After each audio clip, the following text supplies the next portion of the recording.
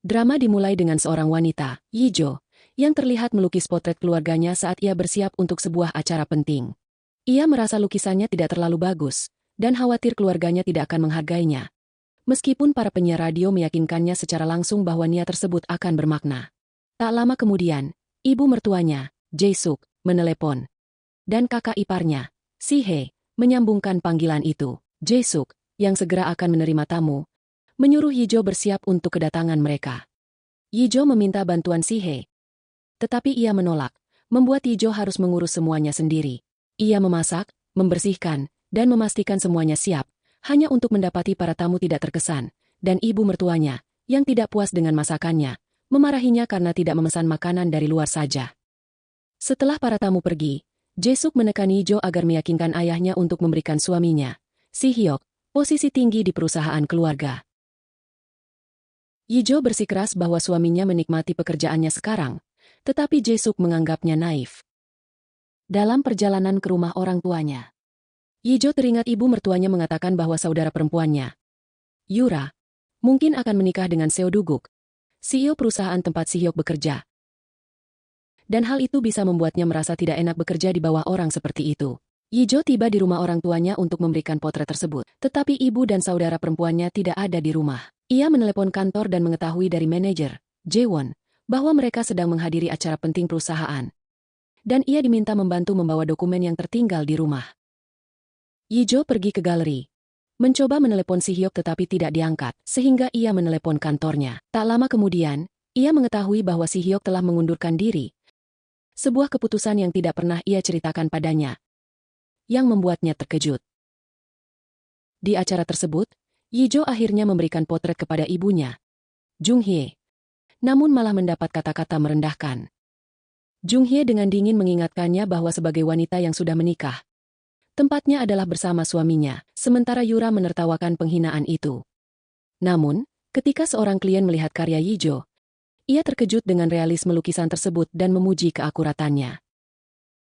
Jung-hye melihat peluang, mengingatkan Yijo bahwa lukisannya disimpan gratis di gudang galeri, sementara pelukis lain harus membayar. Ia mengatakan itu karena Yijo adalah keluarga, lalu menyuruhnya melukis lebih banyak potret realistis untuk acara amal mendatang.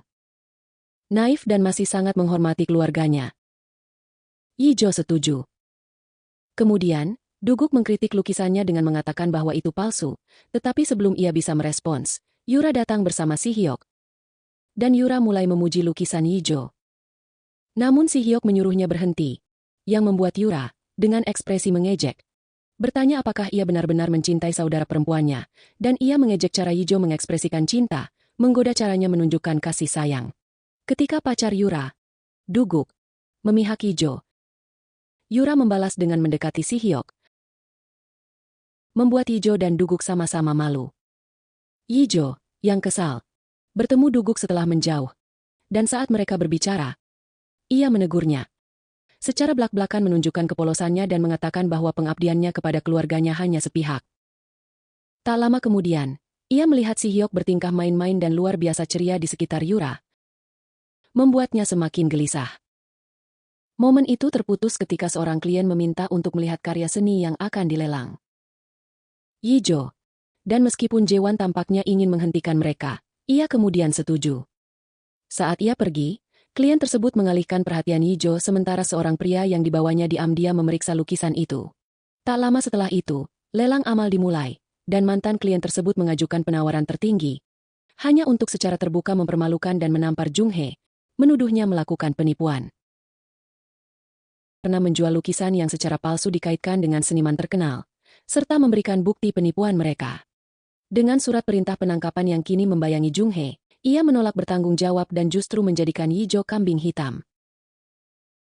Secara pribadi, ia mendesak Yijo untuk menanggung kesalahan, berjanji akan menyelamatkannya nanti.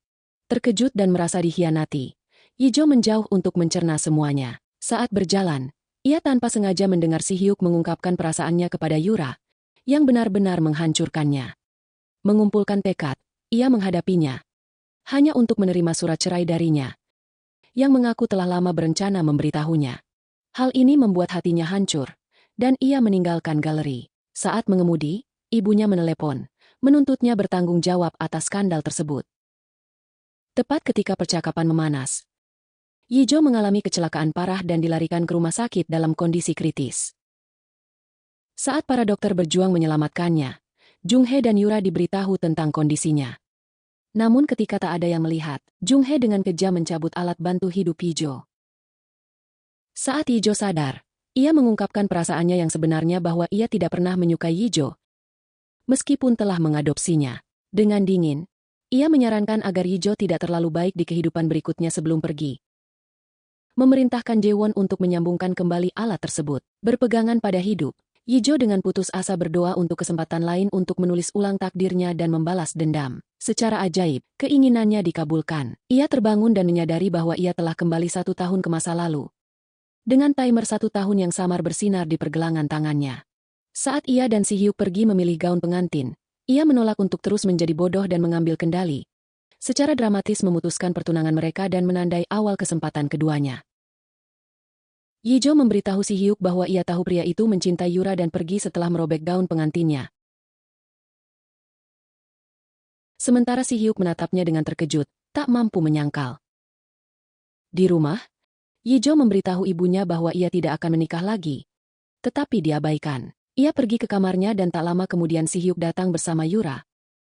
Memberitahu Jung-hee bahwa mereka ingin menunda pernikahan. Ia beralasan sibuk dengan pekerjaan dan menganggap hal itu sulit bagi Yijo. Namun Yijo kembali dan dengan tegas menyatakan bahwa ia tidak lagi tertarik menikah dengannya. Ia mencoba meyakinkannya untuk menunda saja. Tetapi mengetahui perasaannya pada Yura justru memperkuat tekad Yijo. Ia bersikeras tidak ada masa depan bagi mereka.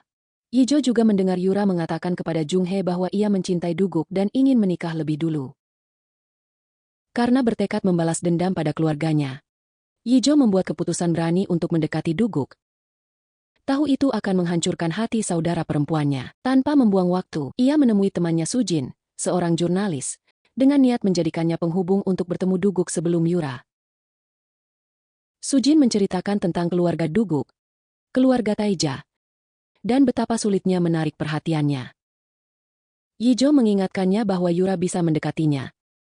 Tetapi Sujin mengungkapkan bahwa Jung-hee yang membuat itu terjadi. Sujin kemudian membicarakan para wanita dalam keluarga itu.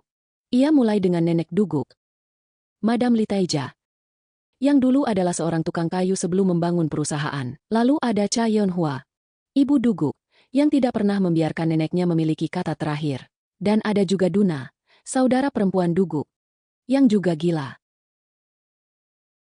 Sujin mengira ini akan membuat Yijo mempertimbangkan ulang, tetapi ia malah bertanya apa alasan lainnya. Sujin kemudian membicarakan betapa menjengkelkannya Duguk. Tetapi Yijo tetap tidak terpengaruh. Dan ia menyuruh Sujin mencari tahu di mana Yura akan bertemu Duguk.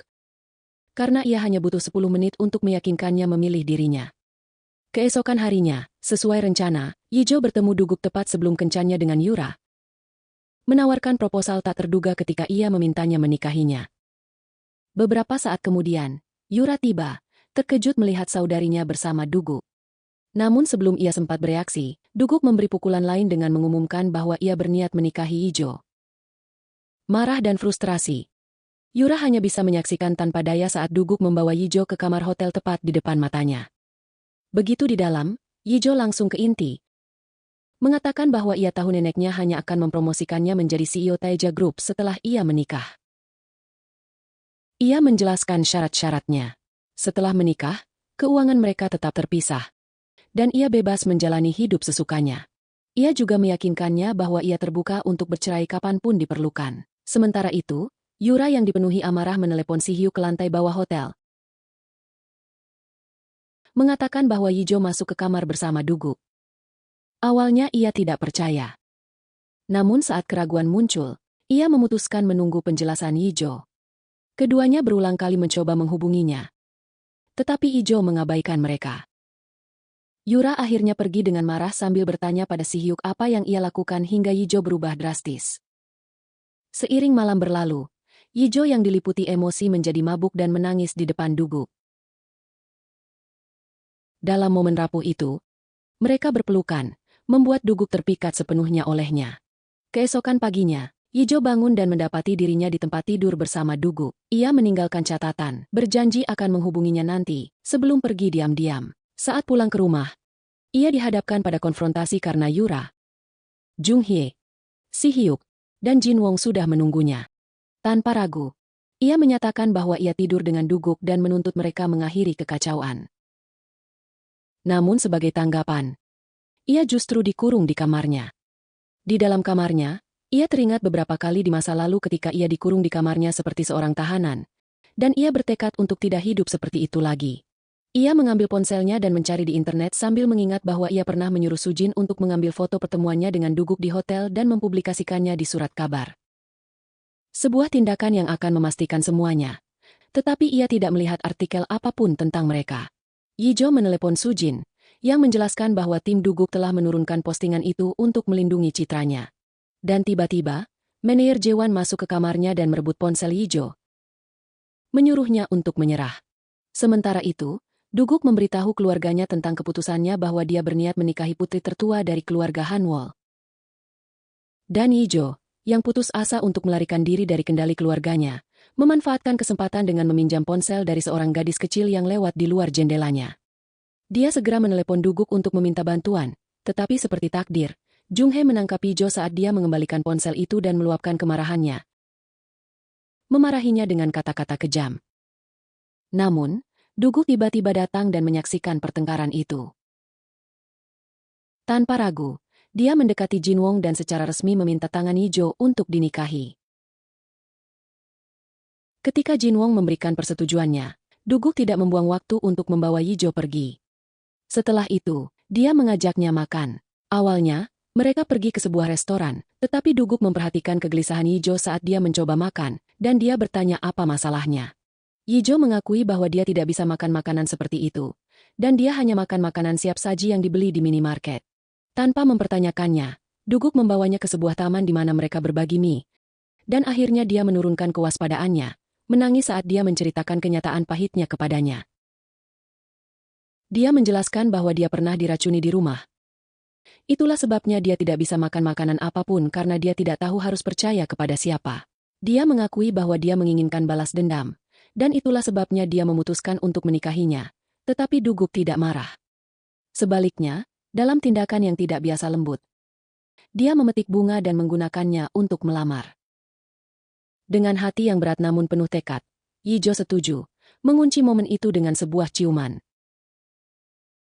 Keesokan harinya, Yijo bangun sambil memikirkan ciuman itu. Ketika Sujin meneleponnya untuk memberitahu tentang sebuah artikel berita yang menampilkan foto dirinya mencium Duguk. Foto itu ternyata tidak diturunkan, dan dia menyadari bahwa Duguk yang mengaturnya. Sementara itu, manajer Duguk, yang juga suami saudara perempuannya, bertanya apakah dia ingin artikel itu dihapus, tetapi Duguk tidak terganggu, menyuruhnya untuk tidak khawatir. Di rumah, ibu angkat Yijo, Jung Hye, tidak membuang waktu untuk mencoba membuat masalah. Dia dengan percaya diri mengklaim bahwa keluarga Duguk tidak akan pernah menyetujui pernikahan mereka, tetapi Yijo tidak terpengaruh, meyakinkan keluarganya bahwa dia akan memenangkan hati mereka. Jung Hye kemudian bertanya kapan perkenalan keluarga akan berlangsung, dan Yijo, yang bingung, mengatakan dia akan menanyakannya kepada Duguk. Malam itu, Duguk menyuruh asistennya, Byeon Jae-ho, membawa Yijo ke rumahnya, di mana dia memasak untuknya. Saat mereka duduk untuk makan, dia memperhatikan keraguannya dan dengan cepat makan dari piringnya untuk meyakinkannya bahwa makanan itu aman. Dia memberitahu bahwa dia tahu dia berada di balik artikel itu, dan dia mengakui hal itu, agar dia tidak bisa mundur dari kesepakatan mereka. Yijo mengatakan dia tidak berniat melakukannya, dan dia memberinya sebuah perjanjian untuk pernikahan mereka. Namun, Yijo meminta agar dia menambahkan pertemuan resmi antara keluarga mereka, dan tanpa ragu, dia setuju. Setelah itu, dia memintanya untuk pindah, menjelaskan bahwa mereka membutuhkan sebuah basis yang akan menjadi rumah mereka.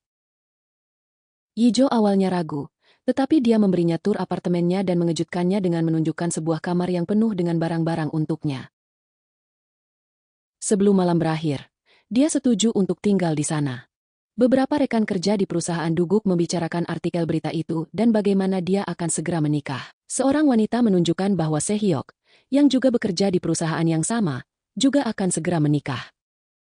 Dan Byeon Jae-ho tiba-tiba menyadari bahwa kedua pria itu berencana menikahi Yijo. Sehyok memarahi rekan kerja karena menyebarkan berita palsu karena dia frustrasi. Sementara itu, saudara perempuannya Sehe bertemu dengan Yura di sebuah toko, dan Yura bertanya apakah mereka bisa meyakinkan Yijo untuk menikahi Sehyok. Sehe mengatakan Yura terlalu baik, dan dia menatap harga sebuah tas sampai Yura mengatakan dia akan membayarnya. Sementara itu, Seoduna, saudara perempuan Duguk, juga berada di toko, dan suaminya, Byeon Jeho, memberitahunya tentang temuannya tentang Yijo.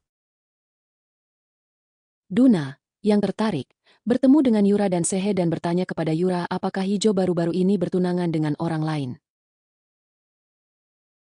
Sehe dengan cepat setuju bahwa Yijo memang bertunangan. Dan Yura menjelaskan kepada Duna bahwa Yijo bertunangan dengan saudara laki-laki Sehe. Dan ayah mereka adalah sopir keluarga. Dia kemudian mengatakan bahwa Yijo tidak sehat secara mental dan memiliki kompleks korban karena dia diadopsi. Yura terus menjelek-jelekan Yijo sampai Duna mengatakan dia tidak menyangka Yura memiliki saudara seperti itu. Duna menjelaskan bahwa dia mengira saudara perempuan Yura akan seperti dirinya, yang begitu putus asa untuk mengikat seorang pria hingga rela berkelahi dengan orang lain mati-matian. Yura terkejut, dan Sehe mencoba mendukungnya, tetapi Duna pergi, mengatakan bahwa dia hanya percaya pada penilaiannya sendiri. Sementara itu, Jae-suk, ibu Sehe, menghadang Yijo, mengatakan bahwa mereka harus berbicara. Yijo menolak, tetapi atas desakan Jae-suk, dia mengatakan agar berhenti mencoba menguras hidupnya. Hal ini membuat Jae-suk marah, dan dia menarik rambut Yijo, bertanya bagaimana dia berani berbicara seperti itu kepadanya. Namun Yijo tiba-tiba mendorongnya menjauh. Sehe datang, meninggikan suaranya agar orang yang lewat mendengar, dan memarahi Yijo karena membatalkan pernikahannya demi bersama pria kaya. Ternyata tipu muslihat itu direncanakan oleh Jung Hee. Karena Jaewon diam-diam merekam kejadian tersebut. Yijo mengunjungi kakeknya, Han Won-jae, di panti jompo. Tetapi pria itu menolak membuka pintu meskipun dia sudah mengetuk beberapa kali. Jaewon kemudian melapor kepada Jung Hee bahwa dia telah memberitahu staf di panti jompo untuk memanggil polisi jika Yijo terus mengganggu. Yijo kemudian bertemu dengan sahabatnya Sujin, yang memberinya nasihat penting tentang cara mengesankan keluarga Taija. Target utamanya adalah ibu Duguk, Yeonhwa. Sujin menyarankan cara sempurna untuk memenangkan hatinya adalah dengan mendaftar di kelas kuliner bergengsi milik Yeonhwa. Mengikuti saran Sujin, Yijo mendaftar ke kelas tersebut. Setelah sesi selesai, dia secara tak terduga bertemu Yeonhwa, yang mengajaknya minum kopi. Namun, Yijo bukan satu-satunya yang diundang karena Yura juga datang, dan ketika ketegangan meningkat, percakapan menjadi panas. Tepat pada waktunya, Duguk masuk, dengan cepat membawa Yijo pergi bersamanya. Saat berkendara bersama, Yijo meminta Duguk untuk membawanya ke tempatnya, dan ketika mereka tiba, mereka mulai minum, bersantai dalam kebersamaan, dan berbicara tentang bagaimana meyakinkan keluarga mereka bahwa mereka saling mencintai. Setelah beberapa saat, Yijo merasa tidak nyaman dan mencoba meyakinkan Duguk untuk pergi karena dia tinggal di rumah orang tuanya. Tetapi dia mengingatkannya bahwa dia telah minum dan tidak bisa mengemudi. Larut malam, Yijo tidak bisa tidur dan diam-diam keluar dari kamarnya untuk memeriksa Duguk. Dia menyadari bahwa dia sedang mengalami mimpi buruk, dan dia tetap di sampingnya, bertanya-tanya apa penyebabnya. Keesokan paginya, seorang tamu tak terduga datang, Yeonhwa. Dia menemukan Yijo di rumah Duguk. Tetapi alih-alih membuat keributan, dia mengejutkan mereka dengan menerima situasi dengan tenang, mengklaim bahwa dia cukup modern untuk mengabaikannya. Sebaliknya, dia terkejut melihat Duguk tidur dengan tenang meskipun ada kebisingan. Dia berbalik untuk pergi, tetapi sebelum itu, Yeonhwa meminta Yijo mengatur pertemuan antara keluarga mereka. Tanpa penundaan, Yijo memberitahu keluarganya, dan Jin Wong, meskipun sibuk, segera meluangkan waktu untuk hadir. Jung Hye bersikeras bahwa mereka harus setara dengan keluarga Taija, dan menunjukkan bahwa Madam Lee Taija akan hadir. Namun Yijo dengan cepat menelepon kakeknya, Han Won-jae, yang meminta untuk berbicara dengan Jin Wong dan mengatakan bahwa ia menyetujui pernikahan tersebut. Jung Hye terkejut, dan ia bertanya-tanya bagaimana Yijo bisa berbicara dengan Won-jae. Dalam kilas balik, di rumah sakit perawatan, seorang perawat menyuruh Yijo pergi. Ia mengatakan bahkan dengan staf, pria itu berpura-pura tidak mendengar kecuali itu adalah sesuatu yang ingin ia dengar. Kata-katanya membuat Yijo teringat bahwa saat ia hampir mati di kehidupan masa lalunya, Won-jae memohon padanya untuk tidak mati, mengatakan bahwa ia belum memaafkannya, dan ia tidak ingin masuk neraka. Yijo bertanya-tanya apa maksudnya, dan terus mengetuk, mengatakan bahwa ia telah memaafkannya. Wunje dengan cepat membuka pintu, menanyakan apakah ia benar-benar telah memaafkannya. Yijo, yang masih bingung, mengatakan bahwa ia telah memaafkannya dan memeluknya, dan pria itu pun menangis terseduh-seduh. Kembali ke masa kini, Yijo memberitahu keluarganya bahwa ia akan memberitahu mereka di mana keluarga Duguk ingin bertemu. Junghye dan Jinwon tiba di rumah keluarga Duguk untuk pertemuan yang telah lama dinantikan. Namun, Junghye, yang tidak ingin pernikahan Yijo berjalan lancar, mulai merencanakan sesuatu, menciptakan ketegangan dalam upaya untuk menyabotase hubungan tersebut. Saat kedua keluarga duduk untuk makan dan berdiskusi, Junghye, yang bertekad menggagalkan pernikahan, membuat masalah sampai-sampai keluarga Duguk mulai melihat tipu dayanya. Meski begitu, Yijo berhasil meninggalkan kesan baik dengan mempersembahkan sebuah lukisan. Lukisan yang sebelumnya dijual ibunya kepada seorang klien, lalu diambil kembali. Junghye terkejut melihat lukisan itu dan keluar bersama Yijo untuk bertanya bagaimana ia bisa mendapatkannya. Yijo menjelaskan dan bahkan menyuruhnya menelepon klien tersebut untuk memastikan. Setelah konfirmasi, Yijo memberitahu Junghye bahwa pernikahannya dengan Duguk akan tetap berlangsung, dan mereka semua akan hadir untuk memberkati, jadi ia sebaiknya menyelesaikan perkenalan keluarga dengan baik dan tidak memprovokasinya. Setelah pertemuan, Jinwon memarahi Junghye dalam perjalanan pulang karena perilakunya. Saat mereka sampai di rumah, Junghye dengan marah menampar Jaewon, menanyakan bagaimana ia bisa tidak tahu bahwa Yijo mendapatkan lukisan itu dari klien. Malam itu, Yura berada di restoran bersama Si Hyuk, minum dengan berat. Ia mencoba menenangkannya, mengatakan bahwa ia akan berbicara dengan Yijo agar mempertimbangkan kembali. Namun ia terkejut ketika Yura memberitahu bahwa pertemuan keluarga sudah dilakukan. Ia kemudian memintanya untuk membantunya karena ia akan mengambil tindakan sendiri. Yijo mengunjungi temannya Sujin, berharap mendapatkan wawasan, karena ia memiliki kesepakatan dengan ibu Duguk, bahwa ia akan meyakinkan Duguk untuk kembali ke perusahaan dalam 6 bulan pertama pernikahan mereka. Selama percakapan mereka, Sujin tanpa sengaja memberi petunjuk tentang hubungan yang tegang antara Duguk dan saudara laki-lakinya, Jungwook. Sebuah detail yang terus terngiang di benak Yijo. Sementara itu, di tempat kerja, Si Hyuk tidak bisa menahan diri untuk menyindir Duguk, yang menyuruhnya berbicara terus terang. Si Hyuk kemudian mengatakan bahwa Yijo hanya memanfaatkan Duguk. Tetapi Duguk berkata bahwa dia tidak keberatan dan dengan senang hati membiarkan dirinya dimanfaatkan, membuat Si Hyuk terkejut. Kemudian pada hari itu, Yijo pindah ke rumah Duguk, menandai perubahan besar dalam hubungan mereka. Namun, Yura dan Si Hyuk sudah merencanakan sesuatu melawannya ketika Si Hyuk mendekati Yijo, mengklaim bahwa Duguk pernah mencoba membunuh saudaranya sendiri, memainkan emosinya sebelum menariknya ke dalam pelukan yang menenangkan. Memanfaatkan momen itu, Yura diam-diam mengambil foto, menyiapkan panggung untuk penipuan lebih lanjut. Yijo kemudian menelepon Sujin untuk memastikan kabar tersebut, dan Sujin dengan enggan mengatakan bahwa itu benar. Tetapi seluruh keluarga tidak membicarakan insiden itu. Keesokan harinya, Duguk mendapat kabar bahwa Jungwook memutuskan untuk membatalkan perusahaan Duguk dari tanggung jawab pembangunan proyek besar. Jungwook mengatakan bahwa dia melakukan itu untuk menghentikan rumor yang menyebar bahwa Taija Group bekerja sama dengan Hanwol Group, yang merupakan perusahaan keluarga Yijo, karena reputasi Hanwol tidak begitu baik. Duguk kemudian pergi ke rapat serikat dan meluruskan keadaan. Bahkan mendapatkan rasa hormat dari orang-orang, yang membuat Jungwook kesal. Setelah bertemu dengan Jinwon, yang meminta bantuan untuk mengakuisisi bank, Lee Taija bertemu dengan Wunje, yang mengembalikan uang yang telah ia curi darinya dan memohon agar ia menerima Yijo dan merawatnya. Madam Lee dengan marah berdiri untuk pergi, mengatakan bahwa dia mengembalikan uang yang dia curi darinya dan malah pamer, tetapi Wunje berlutut memohon padanya, dan orang-orang lain di restoran tersenyum, mengira mereka berselingkuh.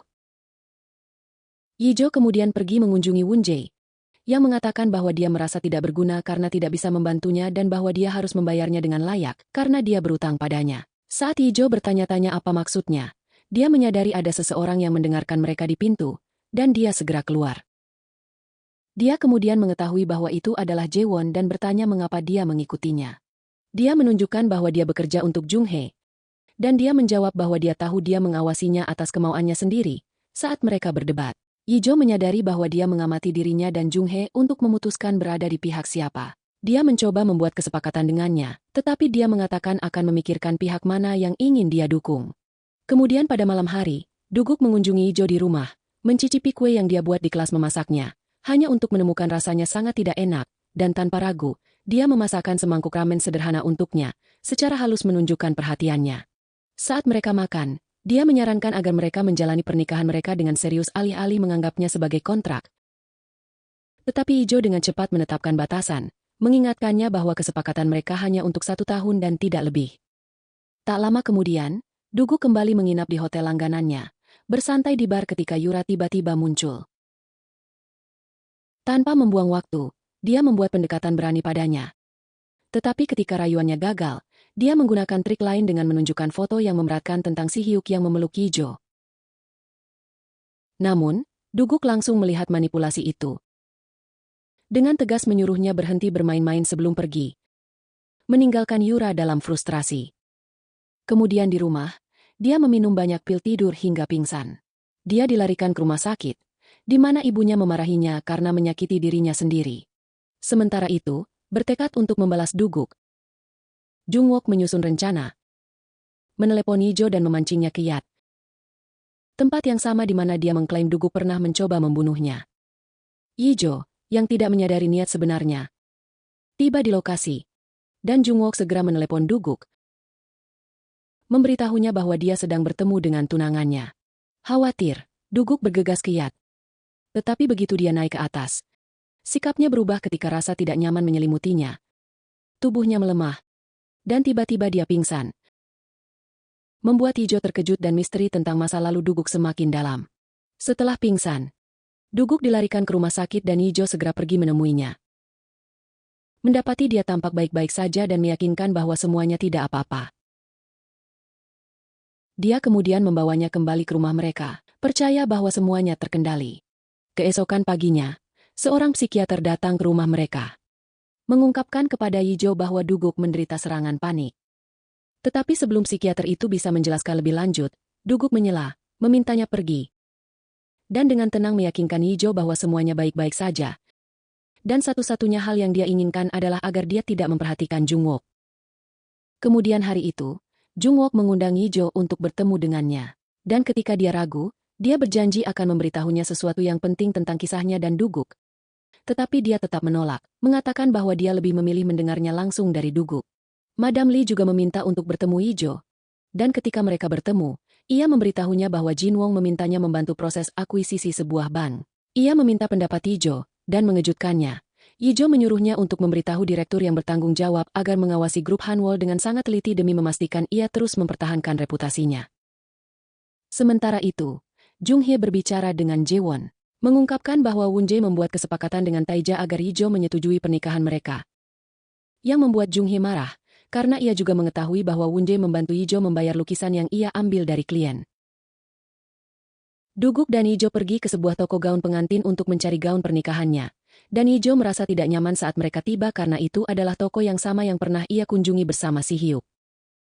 Duguk tidak mengetahui hal ini, dan ia mengajaknya masuk sambil mengatakan bahwa sekretarisnya bilang toko itu yang terbaik.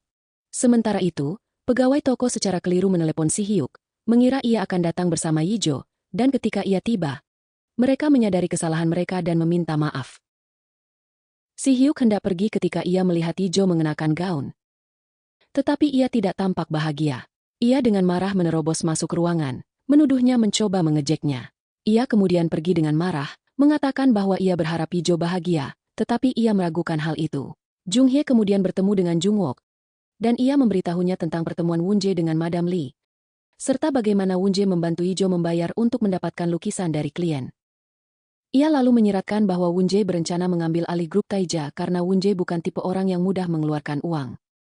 Jungwook kemudian bertemu dengan Ijo, menanyakan mengapa kakeknya menawarkan banyak uang kepada Madam Lee. Ijo bingung. Tetapi Jungwook melanjutkan dengan mengatakan bahwa mereka seharusnya membuka kartu masing-masing dan mencari cara untuk bekerja sama. Sebelum ia sempat bereaksi, Duguk masuk dengan marah dan menghadapi saudara tirinya, lalu menyerangnya. Jungwook kemudian berkata bahwa ia bisa mendorongnya lagi, dan ia harus memastikan kali ini benar-benar membunuhnya. Hal ini membuat Duguk marah dan ia mendorong Jungwook hingga jatuh ke tanah. Sementara itu, Yura menyaksikan kejadian tersebut dari kejauhan, dan kemudian ia membagikan rencananya untuk menikahi Jungwook kepada ibunya, meminta bantuannya untuk mengatur semuanya. Ia menjelaskan bahwa Jungwook adalah penerus yang jelas untuk grup Taeja, dan menikah dengannya adalah hal yang selalu ia inginkan.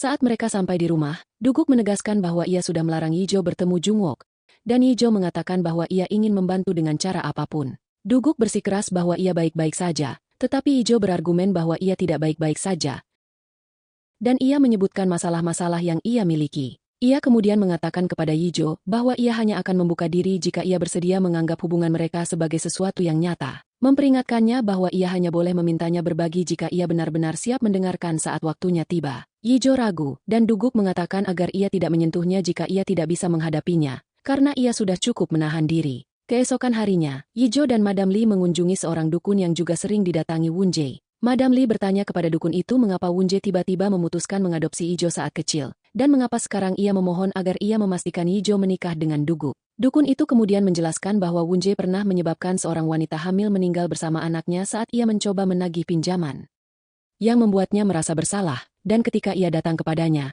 ia menyarankannya untuk mengadopsi anak yatim guna menebus dosanya. Dukun itu mengatakan bahwa mungkin ia mencoba melakukan hal yang sama dengan memberikan uang kepada Madam Lee, untuk mencegah arwah yang meninggal menyeretnya ke neraka. Madam Lee terkejut mendengar hal ini, dan ia menunjukkan bahwa Yijo tidak mati. Tetapi dukun itu mengatakan ia tidak yakin apakah Yijo hidup atau mati. Yijo kemudian mengunjungi kakeknya, Wunjae. Ia memberinya foto ibu kandungnya, mengungkapkan bahwa sebenarnya ia adalah putri Jinwoo dan anak dari ibu Yijo. Pengungkapan ini membuat Yijo terguncang dalam kebingungan dan ketidakpercayaan, sampai-sampai ia bersembunyi di dalam lemari. Saat Junghye tiba secara tak terduga, ia membawa lebih banyak kabar bahwa kini ia bekerja dengan Jungwook, yang memiliki posisi lebih baik di grup Taija. Ia menyuruh Wunjae untuk memindahkan sahamnya kepada Yura, dan juga mengungkapkan bahwa ia tahu Yijo adalah putri asli Jinwoo. Situasi menjadi lebih gelap ketika Duguk menjemput Yijo dari kantor polisi setelah insiden yang mengkhawatirkan, meskipun ia terlihat jelas terluka. Yijo menolak berbicara tentang apa yang terjadi, tetapi Duguk merawatnya dengan lembut, membantunya ke tempat tidur dan memenuhi kebutuhannya. Yijo kemudian terlihat mempersiapkan pernikahannya dengan Duguk. Tetapi saat ia sedang bersiap, Junghye datang dan merendahkannya. Dalam momen kemarahan, Yijo meraih sebuah gelas, mengangkatnya untuk memukul Junghye dari belakang. Tetapi tepat saat ia hendak mengayunkannya, seseorang menghentikannya. Ternyata itu adalah Duguk yang menghentikannya, dan ia bertanya apakah Yijo mencoba merusak semua yang telah ia perjuangkan, dan Yijo pun menangis. Duguk bertanya apa yang bisa ia lakukan untuknya, dan Yijo mengatakan bahwa ia membutuhkan bantuannya untuk menghancurkan keluarganya, dan ia setuju untuk membantunya, menenangkannya di saat itu. Dengan itu, keduanya saling mengucapkan janji, mengikat hubungan mereka, sambil memberi hormat kepada orang tua mereka. Yijo memberitahu Junghye bahwa ia tahu dialah yang mencegah ayahnya menghadiri pernikahannya. Tak lama kemudian, Yura mengacaukan upacara tersebut. Dengan berani muncul dalam gaun pengantin putih, jelas berharap memancing reaksi Yijo. Namun, Yijo tetap tak terganggu. Dengan mudah menempatkan saudara tirinya pada posisinya, menolak membiarkannya merusak momen itu. Malam itu, Yijo dan Doguk tidur di kamar terpisah, menjaga jarak tertentu di antara mereka. Dan keesokan paginya, bahkan sebelum Doguk bangun, Yijo diam-diam pergi menuju pantai untuk menikmati kesendirian sejenak. Saat menikmati ombak yang menenangkan dan suasana yang sunyi, ia tiba-tiba merasa kesepian ketika melihat orang-orang lain di pantai datang berkelompok. Tiba-tiba Doguk muncul, mengejutkannya. Ia mengatakan bahwa ia tidak suka berada di dekat laut, dan menjelaskan kejadian ketika ia pergi ke pesta di kapal pesiar bersama ayah dan saudara laki-lakinya. Ia mengatakan ingin mengerjai saudaranya, tetapi ia terkejut dan ponsel yang ditinggalkan ibu kandungnya jatuh ke air. Doguk mengatakan Jungwook menyeretnya untuk mengambil kembali ponsel itu, tetapi ia malah jatuh ke air dan kakinya terbentur dermaga. Itulah sebabnya ia masih menggunakan alat bantu berjalan. Doguk kemudian mengaku bahwa ia datang karena merindukannya dan sangat menyukainya.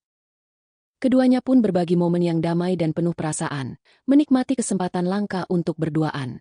Sementara itu, Si Hyuk terlihat minum sendirian sambil bertanya-tanya apa yang dilakukan pasangan-pasangan baru ketika Yura menelepon dan memintanya bertemu. Pertemuan itu dengan cepat berubah arah, dan keduanya akhirnya menghabiskan malam bersama. Kembali di rumah pantai, Yijo berjuang dengan perasaannya yang semakin besar terhadap Doguk, ragu untuk menurunkan pertahanannya, tetapi Doguk merasakan kegelisahannya dan meyakinkannya. Sementara itu, Jungwook menghadapi masalah keuangan, kesulitan mendapatkan pinjaman untuk departemennya, dan pengaruhnya di dalam perusahaan mulai goyah. Keesokan harinya di pantai, Yijo membantu Doguk masuk ke air, dan setelah beberapa saat, Ia merasa tenang dan bermain air tanpa rasa takut. Malam harinya, setelah menggoda Yiju agar bisa tidur di sampingnya, Doguk bertanya mengapa ia terlihat sedih sepanjang hari.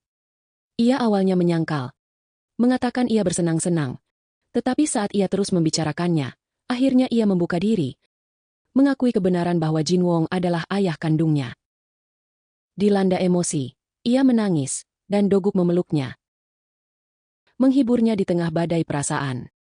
Dalam pengungkapan mengejutkan, terlihat bahwa Doguk juga memiliki pengatur waktu di pergelangan tangannya. Yiju menerima telepon dari gurunya di sekolah kuliner. Guru yang pernah diberi lukisan oleh Yiju memberitahu bahwa ia melihat lukisan yang sama pada temannya yang mengatakan ia mendapatkannya dari lelang diam-diam.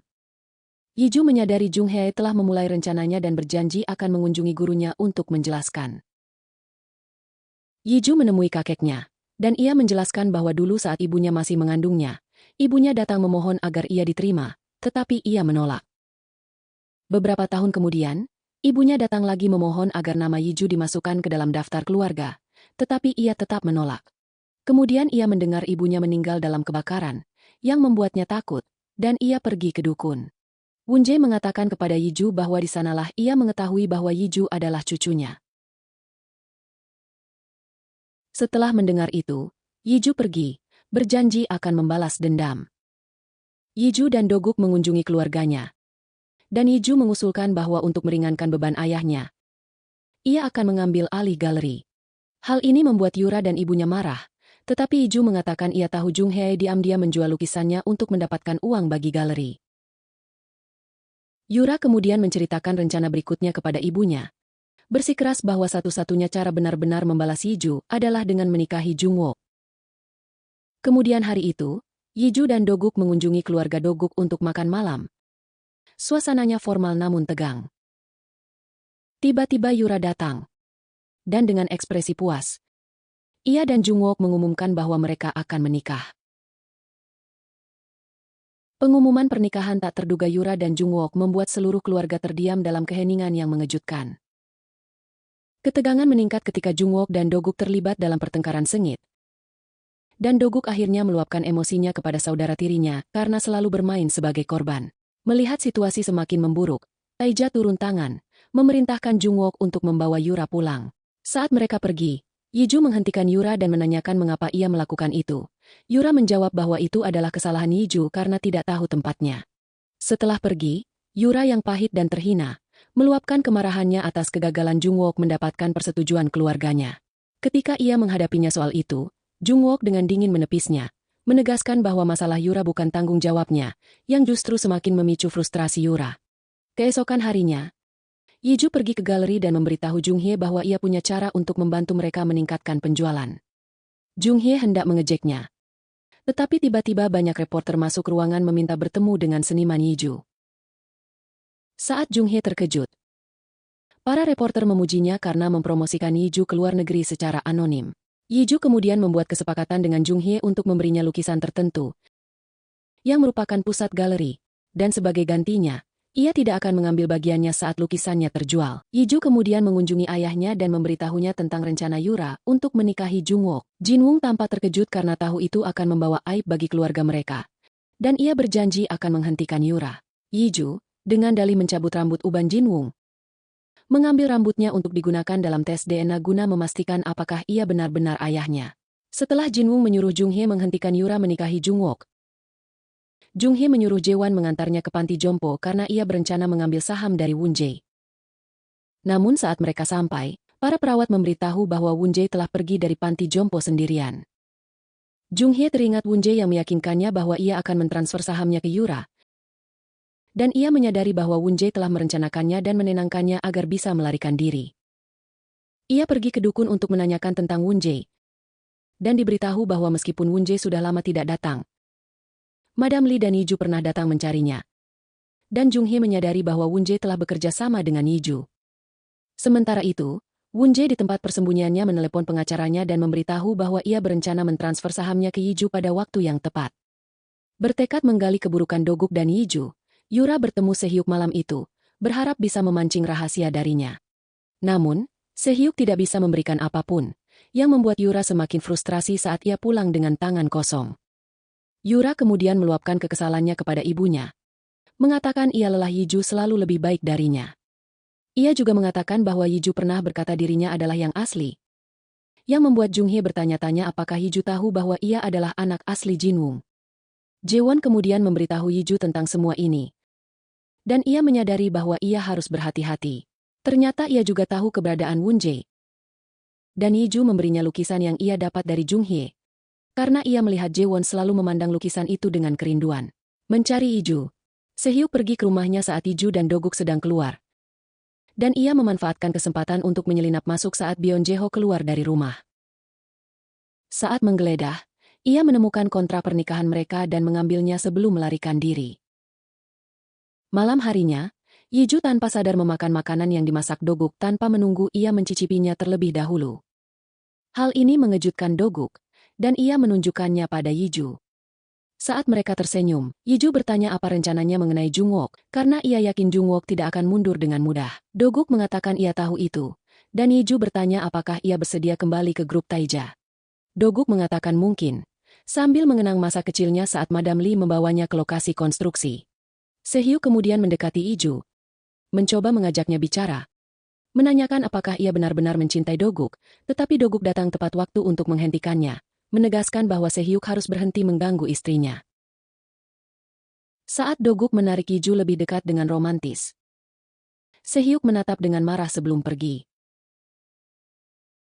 Kembali ke rumah keluarga Doguk, Yiju dan Doguk menemukan seluruh keluarga telah berkumpul, termasuk Yura.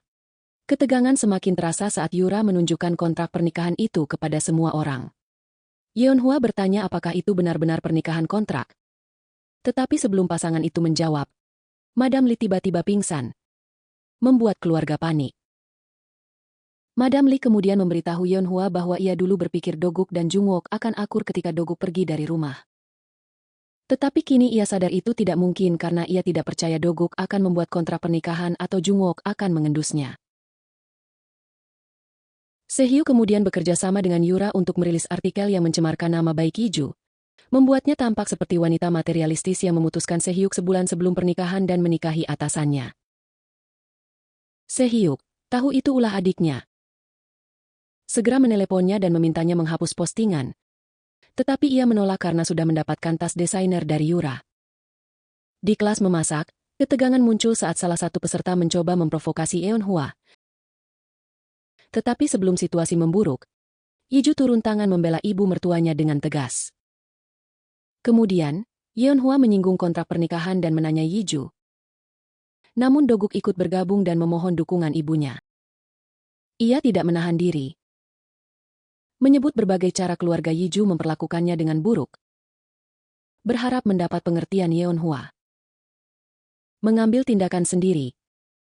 Yeonhwa memutuskan menghadapi Junghye secara langsung. Saat tiba, ia segera memastikan kecurigaannya bahwa kecemburuan dan kebencian Junghye terhadap anak angkatnya sangat dalam. Tanpa membuang waktu, Yeonhwa menyatakan dengan tegas bahwa mereka tidak akan membiarkan Jungwook menikahi Yura. Tanpa ragu, ia menentang rencana pernikahan mereka, menegaskan posisinya. Junghye tidak mau kalah.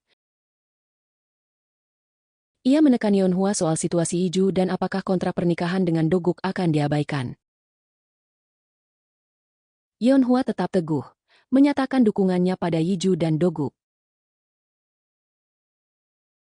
Ia juga mengatakan ia berperan karena telah membuat kesepakatan dengan Yiju agar memastikan Doguk kembali ke grup Taeja dalam 6 bulan pernikahan. Junghye menuduh Yeonhwa pilih kasih antara Doguk dan Jungwook. Terus melontarkan sindiran. Yeonhwa pun pergi. Mengatakan Junghye telah mengatakan kata yang selama ini ia hindari. Dan kini ia tidak perlu berpura-pura peduli. Junghye segera menelepon Jungwook. Dan Jungwook menyuruh Yura menghancurkan Yiju agar ia bisa mengalahkan Doguk. Kemudian, saat kesehatan Madam Lee membaik, keluarga berkumpul makan malam. Namun, ketegangan kembali muncul saat Jungwook menuduh Doguk menyebabkan cedera kakinya. Kali ini, bagaimanapun, Doguk datang dengan persiapan matang, menghadirkan bukti tak terbantahkan yang tidak hanya membersihkan namanya tetapi juga mengungkap penipuan Jungwook. Meskipun demikian, Madam Lee menolak untuk memihak, karena membenci konflik di antara cucu-cucunya. Dan dalam sebuah tindakan penegasan akhir, ia menghancurkan bukti tersebut, memastikan masalah itu berakhir. Tak lama setelah itu, Madam Lim memanggil Jungwook dan Doguk untuk diskusi pribadi. Dalam sebuah kejutan, ia meminta Doguk untuk kembali bergabung dengan Taeja Group. Mengumumkan bahwa perusahaan itu pada akhirnya akan diberikan kepada saudara yang mampu membuktikan dirinya dalam setahun ke depan, dan Doguk setuju untuk kembali, mengatakan ia akan bersaing dengan Jungwook. Doguk kemudian menghadapi Sehyuk, memperlihatkan rekaman CCTV yang jelas menunjukkan dirinya membobol rumah dan mencuri kontrak pernikahan. Dengan bukti yang memberatkannya, Doguk memberinya ultimatum. Entah membuktikan keterlibatan Yura atau ia dan saudara perempuannya akan menghadapi konsekuensi hukum. Sementara itu, di sekolah kuliner, beberapa wanita mencoba membuli Iju, tetapi ia tetap tegar, dan guru memujinya karena hal itu. Mereka makan bersama, dan Yiju berbagi bahwa ia harus mempercayai gurunya karena ia tidak memakan makanan yang dimasak orang lain. Yiju kemudian mengatakan ia tidak akan lagi datang ke kelas memasak karena ia awalnya bergabung untuk mendekati Yeonhwa. Dan sekarang setelah ia mencapainya, ia harus fokus pada hal lain. Guru merasa enggan dan bertanya apakah mereka masih bisa bertemu sebagai teman, dan Yiju setuju. Yiju kemudian melihat bekas luka pada gurunya, dan ia menjelaskan bahwa ia pernah terbakar dalam kebakaran, dan sengaja tidak menghilangkannya sebagai pengingat. Yiju kemudian mengunjungi Madam Lee untuk memasak untuknya. Dan meskipun jelas Yiju bukan juru masak yang baik, Madam Lee memakan masakannya setelah mendengar Yiju mengatakan ia pernah diracun saat kecil. Itulah sebabnya ia tidak menikmati makan sampai bertemu Doguk. Jaewon menelepon Yiju untuk memberitahunya bahwa ia telah menemukan pembantu rumah tangga yang disalahkan saat Yiju diracun, Lee Ji-myung. Saat mereka menemuinya, Ji-myung tampak sangat senang melihat Yiju masih hidup dan sehat. Ia kemudian menjelaskan bahwa saat Yiju mulai sekolah menengah, Jung Hye selalu marah. Dan pada suatu hari tertentu, ia sangat kasar pada Yiju. Ia mengatakan Yiju jatuh sakit setelah makan hari itu, dan dokter mengatakan ia menelan arsenik. Gyumyung mengatakan Jung Hye menuduhnya meracuni Yiju, yang membuatnya marah. Dan ia balik menuduh karena saat itu jelas bahwa Jung Hye membenci Yiju. Ucapannya membuat Jung Hye mengusirnya dari rumah, tetapi kemudian ia diam-diam masuk kembali ke rumah untuk melihat Yiju. Gyumyung mengatakan saat ia masuk diam-diam, Yiju sedang tidur, dan ia mendengar langkah kaki seseorang yang hendak masuk ke kamar. Ia cepat bersembunyi di lemari. Di sana, ia mendengar Jung Hye bertanya bagaimana ia berani kembali ke rumah dan apakah ia ingin mati di tangannya. Gyumyung mengira Jung Hye berbicara kepadanya, tetapi saat ia hendak keluar dari lemari, Jung Hye sudah pergi. Gyumyung memberitahu Yiju untuk berhati-hati karena Jung Hye bermuka dua.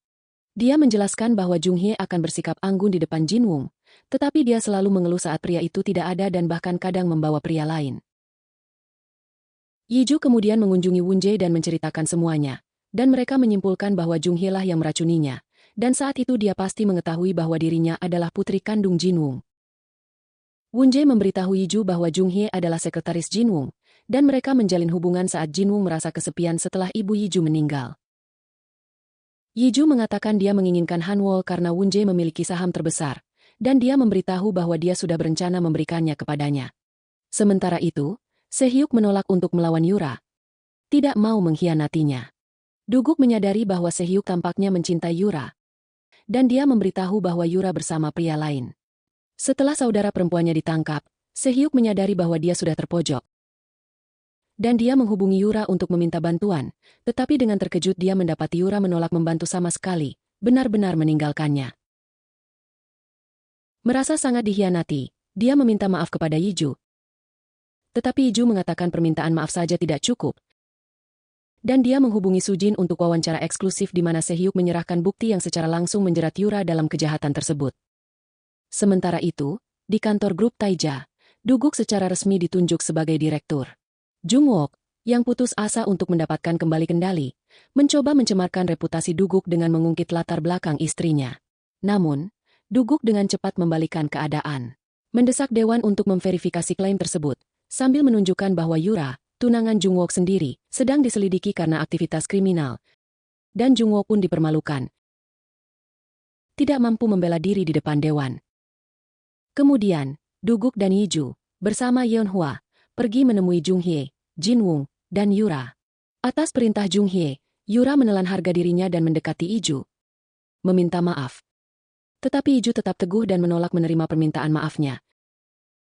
Tidak mau melupakan pengkhianatan masa lalu. Sementara itu, masalah muncul ketika saham bank tabungan Hanwol anjlok drastis. Situasi yang dijanjikan Yiju akan ditangani tetapi akhirnya gagal dicegah, membuat Jin Woong sangat kecewa padanya. Krisis keuangan itu segera berdampak pada Jin Woong, dan pada akhir hari dia jatuh sakit. Memanfaatkan kesempatan tersebut, Jung Hye memanipulasinya agar sementara menyerahkan posisinya, memastikan dia mendapatkan kendali penuh sampai dia pulih. Dengan langkah ini, Jin Woong terjebak dalam jebakan Jung Hye, tanpa sadar bermain sesuai rencananya. Di tempat lain, Yiju mengunjungi Woon Jae, berharap dia akan mengabulkan permintaannya atas sahamnya. Tetapi dengan kecewa dia tidak bisa, karena Jung Hye, yang sudah mengantisipasi hal ini, menggunakan kondisi kesehatannya yang memburuk untuk memblokir transaksi tersebut, semakin memperkuat cengkramannya.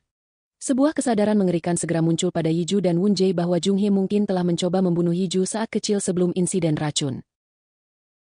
Yiju dengan cepat mengambil foto artikel berita tentang kematian ibunya, mencatat bahwa artikel tersebut menampilkan gambar pria yang dinyatakan bersalah atas insiden itu. Dia mengirimkan foto itu kepada Gyeomyong, yang mengonfirmasi bahwa itu adalah Dongsu, pria yang sama yang mengunjungi Jung Hye saat Jin Woong tidak ada. Pengungkapan ini membantu mereka memastikan bahwa Jung Hye mengatur serangan pembakaran, mengirim Dongsu untuk membakar rumahnya dengan niat membunuh Yiju dan ibunya, semua demi memiliki Jin Woong untuk dirinya sendiri. Kewalahan oleh kenyataan ini, Yiju pingsan. Kemudian, Duguk merawat Yiju, menghiburnya sambil mendorongnya untuk akhirnya mengungkapkan kebenaran kepada Jin Woong bahwa dia adalah putri kandungnya. Yiju mengakui bahwa dia telah terlalu lama menghindarinya dan akhirnya setuju untuk menceritakan semuanya. Bertekad untuk jujur, Yiju pergi ke rumah sakit untuk menemui Jin Woong. Awalnya, petugas keamanan menolak mengizinkannya masuk, tetapi setelah mendengar namanya, Jin Woong memerintahkan mereka untuk menyingkir. Setelah masuk, Yiju mengungkapkan kebenaran bahwa dia adalah putrinya. Selain itu, dia memperingatkannya tentang rencana Jung Hye untuk mengambil alih perusahaannya.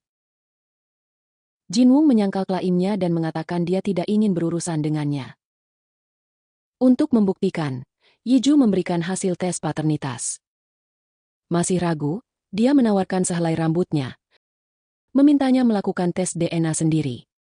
Sementara itu, Duguk bertemu Jaewon di sebuah bar dan berterima kasih karena telah membantu saat Yiju difitnah.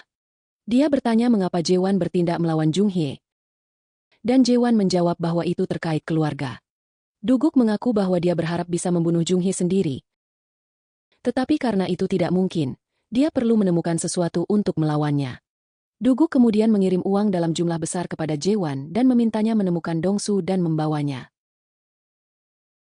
Di grup Hanwol, Jung Hye memotong gaji para eksekutif dan tetap bersikeras meskipun mereka mencoba berargumen. Yura terlihat menunjukkan galeri kepada klien potensial. Jung Hye dan Yura kemudian diwawancarai dan mengatakan hal berbeda untuk membuat seolah-olah mereka adalah korban. Namun Yeonhwa tidak tertipu dan mendesak Duna dan Sujin untuk melakukan apapun yang mereka bisa demi membantu Duguk dan Yiju. Sehyuk juga menonton wawancara itu dan merasa frustrasi. Ia pergi menemui Yura dan tiba saat ia sedang turun dari mobil Jungwook. Ia mendekatinya dan memberitahu bahwa ia akan mengundurkan diri, tetapi Yura bersikap acuh tak acuh. Ia pergi dengan marah sambil mengatakan bahwa Jungwook hanya memanfaatkannya, dan memperingatkan bahwa ia akan berakhir seperti dirinya jika tidak berhati-hati. Di rumah Duguk, saudara-saudaranya dan Sujin berkumpul untuk merayakan kembalinya ia ke grup Taija.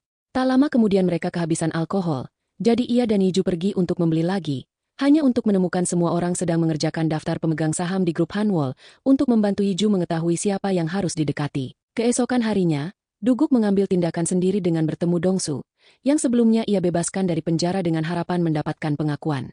Namun, Dongsu menolak berbicara karena takut kembali ke penjara. Dalam upaya mendapatkan keunggulan, Yiju berusaha menggalang dukungan pemegang saham, hanya untuk menemukan bahwa Jamie, instruktur memasaknya, memiliki saham besar di Hanwol. Saat meminta bantuan gurunya, Yiju dikejutkan oleh kebenaran lain yang mengejutkan. Jamie adalah ibu kandungnya. Yiju hendak pergi, tetapi Jamie menghentikannya dan menjelaskan bahwa ia tidak meninggalkannya dengan sengaja.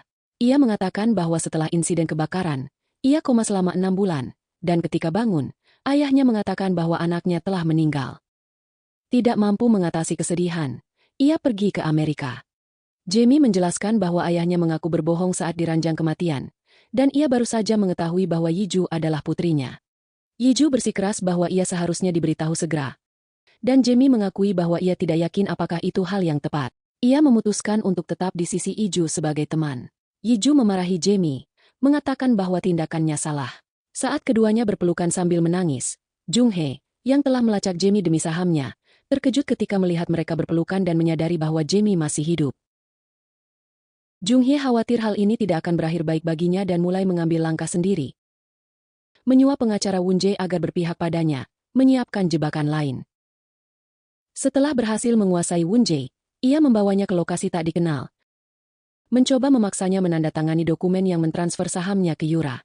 Wun Jae menolak dan mengancam bahwa jika sesuatu terjadi pada Jinwoo dan Yiju, ia akan membayarnya. Jung Hee kemudian memerintahkan anak buahnya untuk mengurungnya, memastikan ia tidak bisa ikut campur atau membantu Yiju. Kemudian, Dongsu bertemu Jung Hee saat ia hendak meninggalkan galeri bersama Yura. Dan ia segera menyuruh Jaewon mengantar Yura pulang. Saat mereka menuju tempat sepi, Dongsu menyebutkan bahwa seorang pria tampan baru-baru ini menanyainya tentang keterlibatan Jung Hee dalam kebakaran dan menyalahkannya karena tidak bisa menutupi jejak. Jung Hee memberitahu bahwa ia gagal menyelesaikan pekerjaan karena ibu dan anak itu masih hidup. Menyadari ancaman ini, Jung Hee memerintahkan Dongsu untuk menyelesaikan apa yang ia mulai, untuk membunuh Yiju sekali dan untuk selamanya. Saat ketegangan meningkat, rapat pemegang saham dimulai, dan Jung Hee membuat kekacauan, menuntut keamanan untuk mengeluarkan Yiju dari ruangan.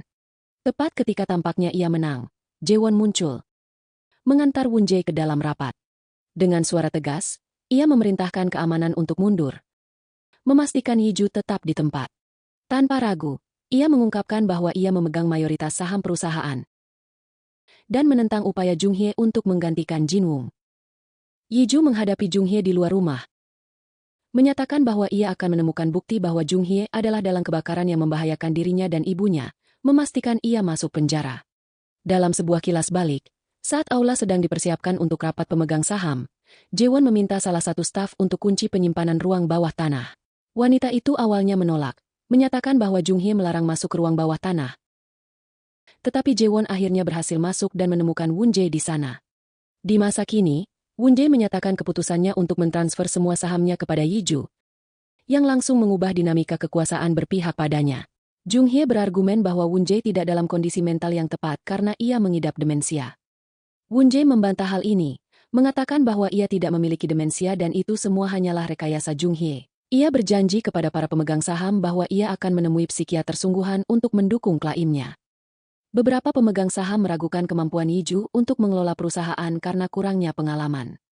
Namun, Yiju, dengan percaya diri berbicara kepada para pemegang saham, mengumumkan rencananya untuk menyerahkan tanggung jawab manajemen kepada para profesional. Terkesan oleh ketenangan dan visinya, para anggota dewan mulai mendukungnya, dan menyadari ia telah kehilangan kendali, Jung Hee pun keluar dari rapat dengan marah. Setelah rapat, Jamie menemui Yiju dan mengakui bahwa ia salah karena tidak memberitahunya bahwa ia adalah ibunya ketika ia mengetahuinya, dan berjanji untuk mendapatkan kembali kepercayaan Yiju. Dengan marah, Jung Hee segera beralih ke Jinwoo, mencoba memanipulasinya agar memihaknya. Usahanya dengan cepat gagal karena ia mengetahui kebenarannya. Ia menuduh Jung Hee ingin mengambil alih perusahaannya dan mengungkapkan bahwa ia telah melakukan tes paternitas lain yang menegaskan bahwa Yiju adalah putri kandungnya. Yiju datang bersama Wun Jae, dan mereka menyaksikan kejadian tersebut. Yura juga datang dan terkejut mendengar bahwa Yiju adalah putri kandung keluarga tersebut. Jinwoo segera memutuskan hubungan dengan Jung Hee dan mengusirnya dari rumahnya. Dalam upaya putus asa untuk mencari sekutu, Yura maju membela Jung Hee. Tetapi Jinwoo memberikan peringatan keras. Jika ia pergi bersama ibunya, tidak akan ada jalan kembali. Menimbang pilihannya, Yura ragu dan akhirnya memutuskan untuk tetap tinggal. Tak lama kemudian, Jung Hee, yang kini terputus dari sumber dayanya, mencoba menarik dana menggunakan kartu perusahaannya, hanya untuk mendapati bahwa semuanya telah dibatasi. Tanpa tempat lain untuk dituju, Jung Hee mencari perlindungan di motel Dongsu, meminta tempat tinggal meskipun keuangannya menipis. Dongsu kemudian melaporkan kepada Duguk bahwa Junghye berjanji akan membayarnya 300 juta untuk membunuh Yiju. Duguk kemudian memberinya alat penyadap untuk merekam percakapannya dengan Junghye, menjanjikan akan menggandakan bayaran yang ditawarkan jika ia mendapatkan sesuatu yang berharga. Sementara itu, Jinwoo menerima kabar mengejutkan lainnya bahwa Jamie masih hidup. Dipenuhi rasa bersalah, ia mengungkapkan penyesalannya kepada ayahnya, yang mencoba menenangkannya sementara Yura menyaksikan dengan marah. Sementara itu, di rumah keluarga Taija, mereka membahas situasi Iju. Yeonhwa dan Madam Lee menunjukkan dukungan mereka, sementara Jungwook diam-diam marah saat mendengar bahwa Yiju akan mewarisi saham Moonjae.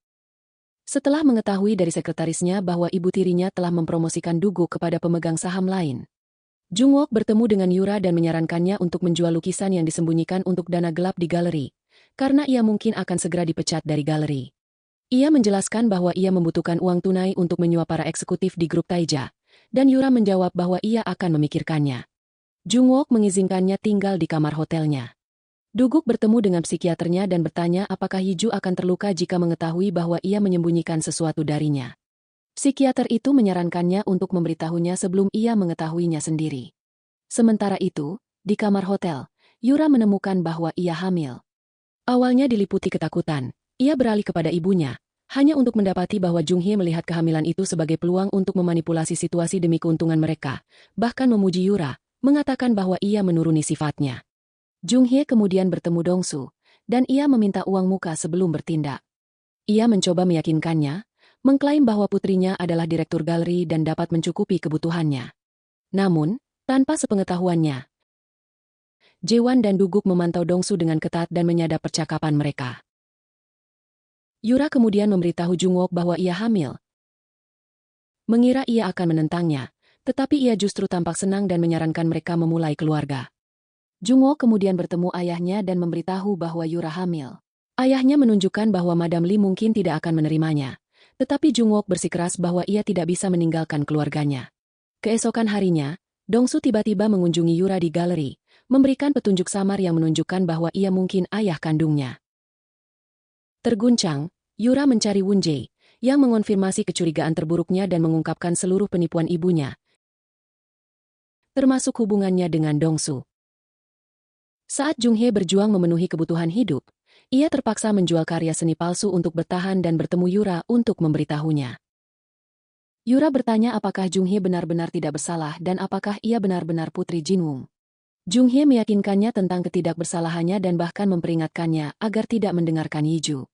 Hal ini membuat Yura frustrasi, dan ia memberitahu Junghye bahwa polisi mengetahui penjualan lukisan palsunya dan akan datang untuk menangkapnya, membuat Junghye melarikan diri. Saat Junghye melarikan diri bersama Dongsu, Duguk mendengarkan percakapan mereka dan menyadari bahwa mereka menuju fasilitas medis Moonjae. Ia memberitahu Yiju, yang kemudian menelepon Jaewon untuk membantunya. Yiju berdiri di luar fasilitas medis kakeknya, menunggu Duguk sementara Jaewon masuk ke dalam gedung. Tanpa menyadari bahaya yang akan datang, Yiju berdiri di sana saat Junghye melakukan langkah kejam berikutnya dan memerintahkan Dongsu untuk menabrak Yiju sebelum Duguk tiba. Saat situasi menjadi berbahaya, Duguk melihat apa yang terjadi dan menabrakkan mobilnya ke mobil Dongsu untuk menyelamatkan Yiju. Ia bergegas ke sisinya, memeluknya dan mengakui ketakutannya kehilangan Yiju lagi, yang membuat Yiju bingung. Namun, polisi tiba sebelum ia sempat menanyai Duguk. Para petugas menangkap Junghye, Dongsu, dan Sanjin, seniman yang terlibat dalam rencananya. Kemudian, di kantor polisi, Jamie datang dan menyatakan bahwa kasus insiden kebakaran akan diselidiki kembali. Dongsu dengan cepat memberikan bukti penting, sebuah rekaman percakapan yang langsung memberatkan Junghye dalam kejahatan tersebut, menyegel nasibnya. Sementara itu, Jaewon maju dan mengakui bahwa ia adalah putra Sanjin dan bahwa Junghye memalsukan kematiannya serta menculiknya untuk menaikkan nilai lukisannya. Kembali di rumah, Yiju dan Duguk berbagi momen kelegaan. Bersyukur bahwa keadaan akhirnya berpihak pada mereka. Namun, di tengah ketenangan, Yiju memperhatikan tanggal di pergelangan tangan Duguk dan menyadari bahwa mereka meninggal pada hari yang sama. Ia mendesaknya untuk mendapatkan jawaban, dan Duguk mengungkapkan bahwa mobilnya bertabrakan dengan mobil Yiju, yang menyebabkan kematian mereka, diliputi emosi. Ia kesulitan menerima kenyataan saat bertanya-tanya mengapa Duguk memilih menyembunyikan kebenaran darinya dan memutuskan untuk menjaga jarak. Namun Duguk, yang selalu protektif, bersikeras agar ia tetap tinggal sementara ia pergi, memastikan keselamatannya. Sementara itu, Jung Wook menerima kabar dari sekretarisnya bahwa seorang karyawan meninggal dalam kecelakaan konstruksi. Ia memutuskan perusahaan akan memberi kompensasi kepada keluarga tersebut tetapi tidak akan bertanggung jawab. Masalah itu dilaporkan kepada Madam Lee, dan Jung Wook bersikap seolah benar. Namun, Duguk segera mengungkap sepenuhnya kekejaman Jung Wook, terutama dalam cara ia memperlakukan janda yang berduka. Saat Yiju bergulat dengan perasaannya, percakapan yang tulus dengan Jamie memberinya perspektif baru. Didorong oleh kata-katanya, ia memilih untuk memaafkan Duguk karena menyimpan rahasia. Sementara itu, Jung Wook dan Yura membagikan kabar kehamilan mereka kepada keluarga Taija, yang tidak menyenangkan Madam Lee dan Yeon Hwa. Yiju mengunjungi Duguk, mengantarkan pakaian dan menanyakan situasi perusahaan. Ia mengakui kebingungannya karena perusahaan akan menderita jika ia terus menyelidiki. Yiju menunjukkan bahwa diamnya tidak membantu. Keesokan harinya Doguk bertemu dengan sekretaris Jung Wook, meminta dokumen pekerja yang telah meninggal. Meski awalnya ragu, ia setuju untuk bekerja sama dengannya. Bertekad untuk menebus kesalahan, Doguk mengungkapkan kebenaran kepada Madam Lee dan ayahnya, akhirnya membuka diri sepenuhnya dan mengungkap masa lalu yang selama ini ia sembunyikan. Ia menunjukkan kepada Yiju sebuah lukisan miliknya, yang selama ini ia cari. Madam Lee mengadakan konferensi pers, mengungkapkan kebenaran dan meminta maaf atas perilaku Jung Wook, yang berujung pada penangkapannya. Doguk kembali ke rumah untuk mengemas lebih banyak pakaian dan mengakui kepada Yiju bagaimana ia pertama kali mengenalnya melalui lukisannya. Namun saat mereka bertemu, Yiju sudah menikah dengan Sehyuk. Ia juga menceritakan betapa menyakitkannya ketika mobilnya bertabrakan dengan mobil Yiju, yang menyebabkan kematiannya.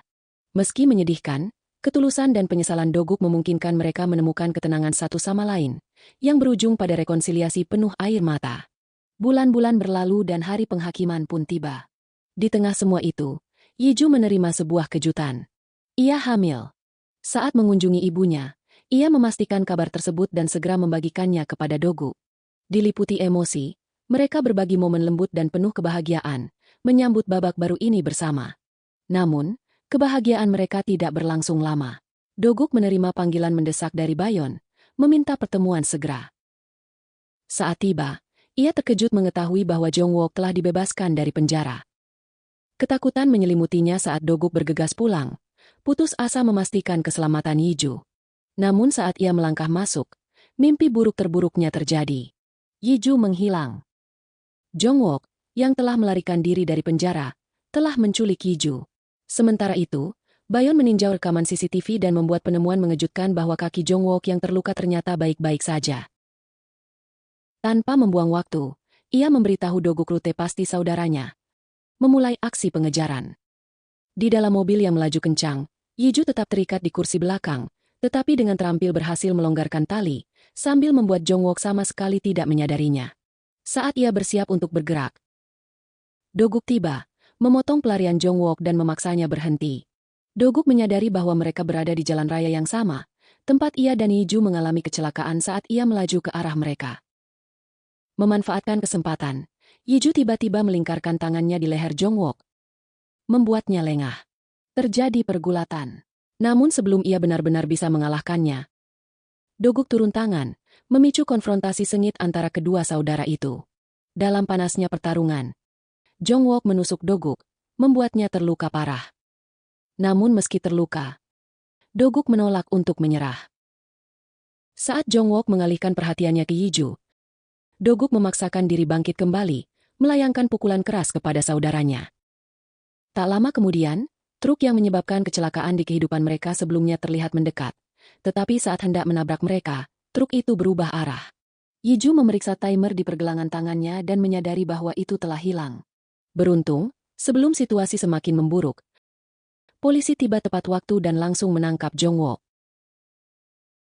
Namun, kondisi Doguk memburuk drastis, dan ia dilarikan ke rumah sakit. Segera ditempatkan di unit perawatan intensif darurat karena parahnya luka-lukanya. Pada hari-hari berikutnya, Doguk tetap berada di bawah pengawasan medis ketat. Kondisinya masih rapuh bahkan setelah operasi.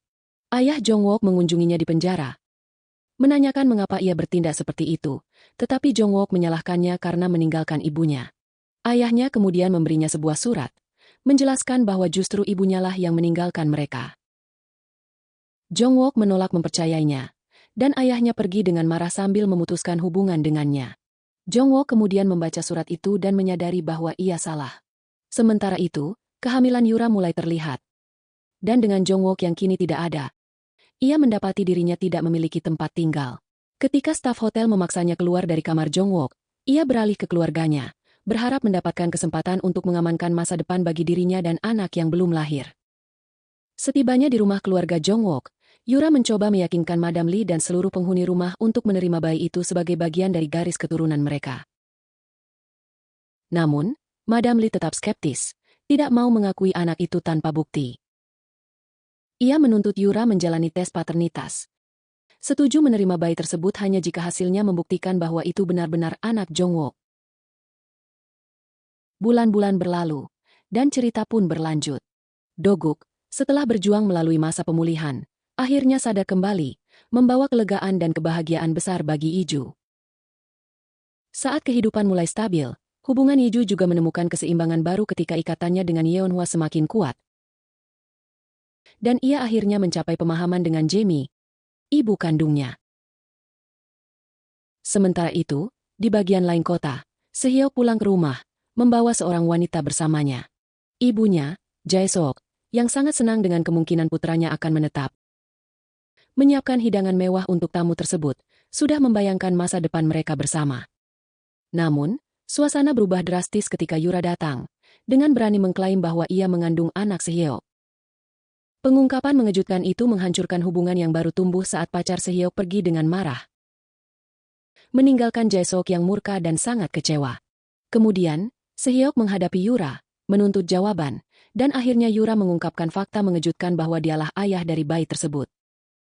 Saat musim mendekati akhir, kebahagiaan akhirnya menemukan tempatnya dalam kehidupan Iju. Ia, Doguk, dan putri mereka yang baru lahir berkumpul untuk foto keluarga yang menghangatkan hati, mengabadikan momen yang dulu hanya ia impikan. Terinspirasi oleh perjalanan mereka, Iju melukis potret mereka bertiga, mengabadikan cinta dan awal baru mereka dalam karya seni. Iju, yang akhirnya menemukan keluarga yang selama ini ia dambakan, merangkul kebahagiaan yang selalu layak ia dapatkan, menutup musim dengan akhir yang menyentuh dan penuh sukacita.